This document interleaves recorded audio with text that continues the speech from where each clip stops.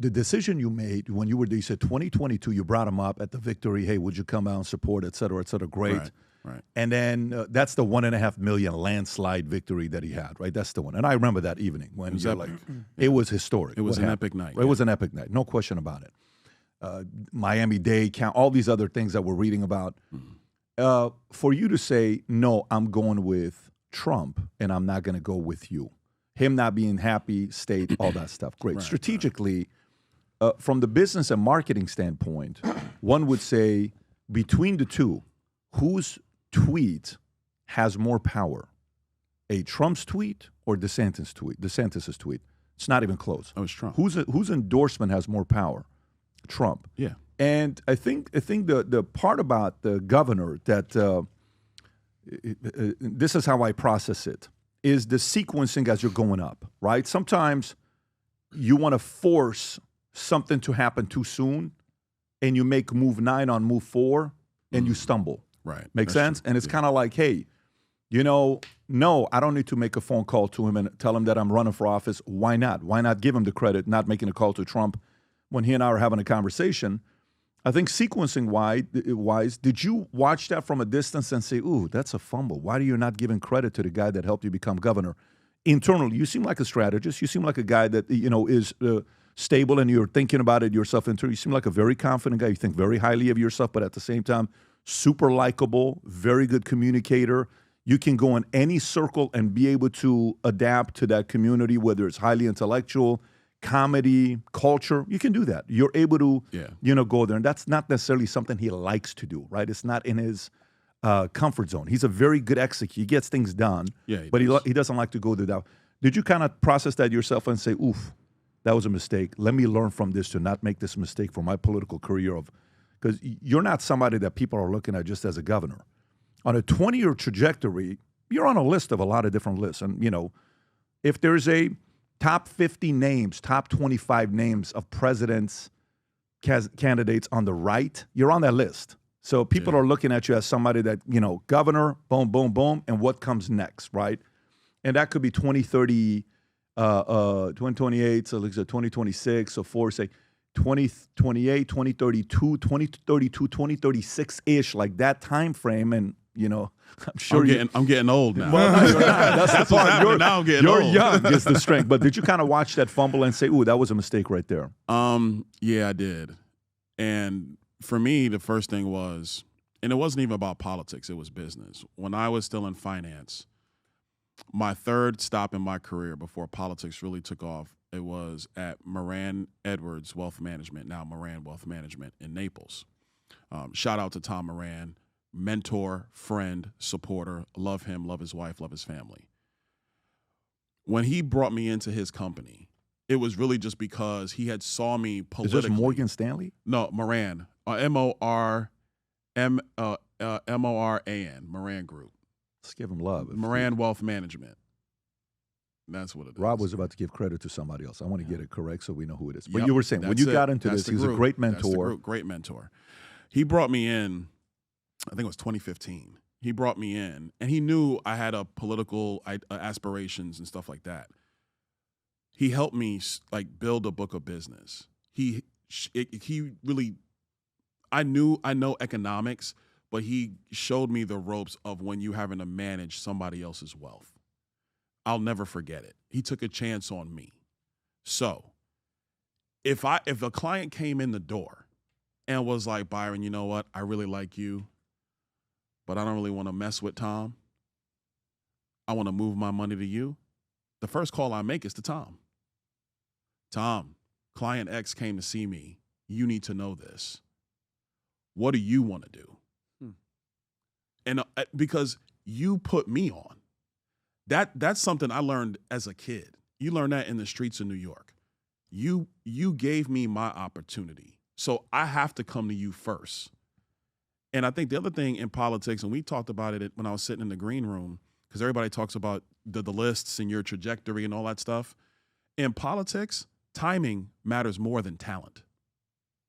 This is a timing game. Mm-hmm. It's not a talent game, because there's so many people who come through the game who are super talented in various aspects, but if you don't get the timing right, it doesn't matter.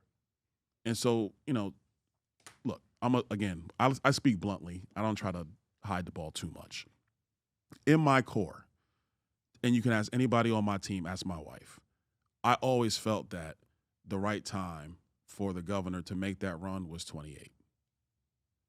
That's how I felt, because I felt that at the time, with how as terrible as Joe Biden was as president and how disastrous the bureaucracy was, because he was not paying attention, so they were really out there doing whatever with no checks from the elected will of the country. You needed somebody who can step in literally day one and say, yeah, enough, we're not doing any of this. Did you ever say that all to this him? off. We never had that conversation. You guys were never in a setting where it's like, hey, you know, never. No, we didn't have that conversation. So could he have ran but been more diplomatic? Because I remember him getting on Sean Hannity and the shows, and he would say, you know what, I'm willing to debate the president. He should be on that stage. And when does he want to come out and sit down and talk to us?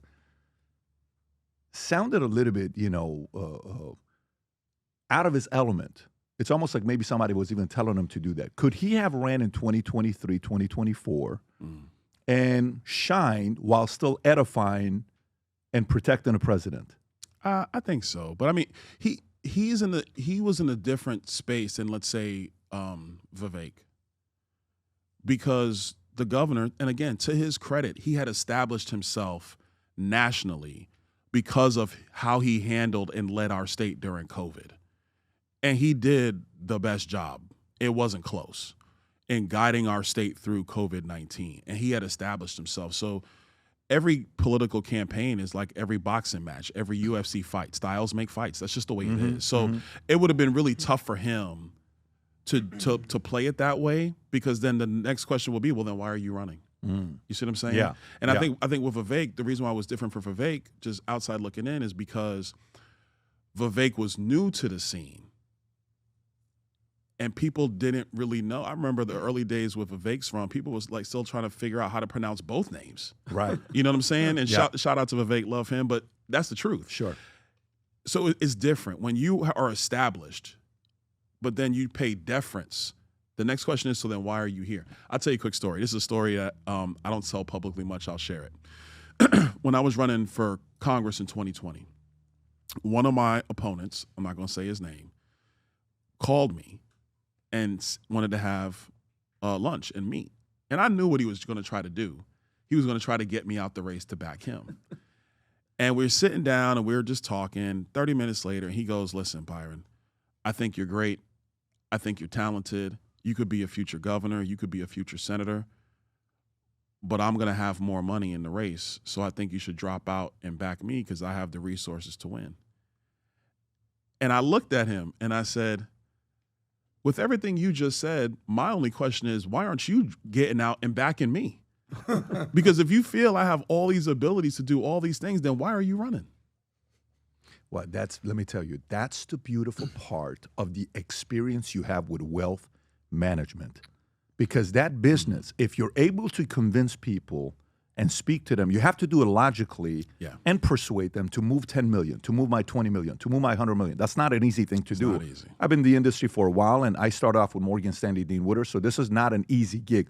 Most don't make it. It's a very difficult business. When you go to vtnews.ai, first 100 days, if you can go to first 100 days. By the way, I think we have 89 days left. Can we just do this question real quick here together? I'm going to vote for mine as well because I think I'm up to date. And my ranking, man, I am way behind with everybody. But what is today's question, Rob, the prediction today? Will Trump make an in-person appearance at the Super Bowl? I'll give mine. If Trump's, I'm going to say my answer is a in-person it's saying. Yes, he's showing up. I say yes. Me too. Is what I'm saying. Especially with Chiefs and Mahomes. And that's for 590 points. Gang, go to vtnews.ai and post your prediction. Here's what we're going to be doing, just so everybody knows, okay? We decided to run a contest behind this. And this will go for the first 100 days. So for the winner at the end, when you win, the end of a PBD podcast, you'll join us for 10, 15 minutes to tell us how you made all these predictions correctly, okay? And the competitors in the top 10 cannot be Valuetainment or Lion Holding employees, okay? If they are, and a lot of them are participating, they're not going to be able to compete in this. It's anybody that's not part of the company that'll compete for this. So if you win, you're the top Nostradamus, you'll be invited to come on the show with us and tell us how you were able to make these predictions. What do you have access to that we don't have? What did you use? Did you use ChatGPT or maybe DeepSeek? What were you using? And then the top 10 predictors with active subscriptions to vtnews.ai, you will be invited on your own. Find a way to come down here. We'll pick a date. You'll come out with the launch of our cigar lounge that we're doing in our comedy club. You'll be invited. We'll go to the back of the VIP cigar lounge. We'll have a cigar together. We'll spend 2-3 hours together. The whole crew will be there. Conversations, talking, having a good time, having a drink at the new boardroom cigar lounge that we're launching that will be ready, and you will be invited to be a part of that. So, again, go compete. There's still 89 days left on this, and there's going to be some accelerator points. So some of the questions will be 5,000 points, 1,000 points, 2,000 points. Put it in your calendar. Every day, 9 a.m., a new predictions being posted. So go to vtnews.ai, first 100 days, claim your predictions, subscribe to the membership. Either one of the subscriptions that we have that's paid, you'll be able to participate in this contest that we're running. If you enjoyed this video, you want to watch more videos like this, click here. And if you want to watch the entire podcast, click here.